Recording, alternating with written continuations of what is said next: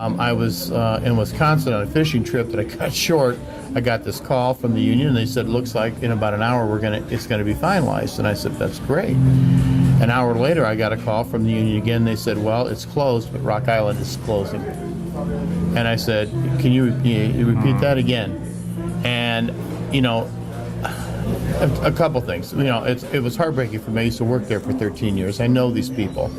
And they're good, decent people. They manufactured a wonderful product. I think the way that people got the notice was horrible. And is the union may take action on that front? I mean, I hope they do. I hope they do, because we're supposed to have plant closing legislation. Imagine, if you will, that you go home from work on a Friday. Now, they've had this celebration, and you get blindsided when you get a call from the plant manager that said, especially when you didn't get your check that Friday, and you go home and they're telling you, "Well, we'll call you about your check."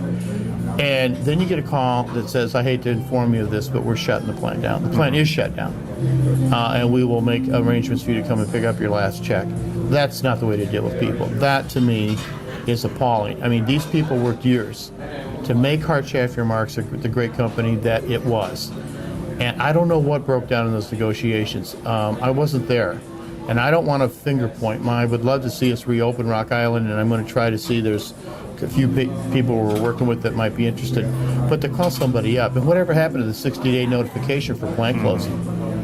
Right. And that's 350 jobs, Rock Island, fairly small town. That's a pretty big hit to the local economy. About a $14-15 million hit to our economy. And you've got Quad City Die Casting, too, another plant that again, another 100 jobs gone by the wayside. And we fought so hard to get Wells Fargo to just let the process.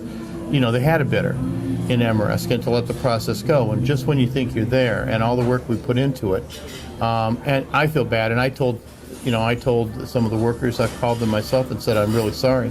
And that, we had this celebration, and it's still hard to put into words how I feel, because I don't know whether I'm sad, but I'm also angry at the same time, because I don't care what people think, and if they, "Well, Phil, you couldn't get it done." We were there. We thought we had it done.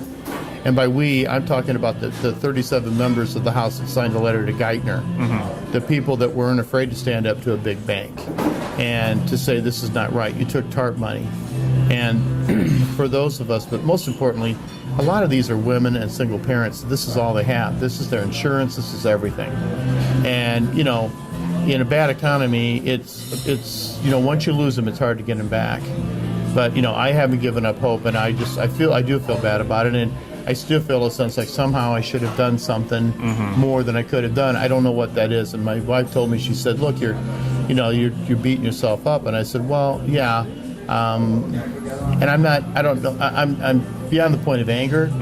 I'd like to get some resolution. At least I would like to see these people have their insurance carried for a while and get some severance pay out of this. And I know their pensions are secured under ERISA, but I also think that these are people who deserve a lot better treatment than they got.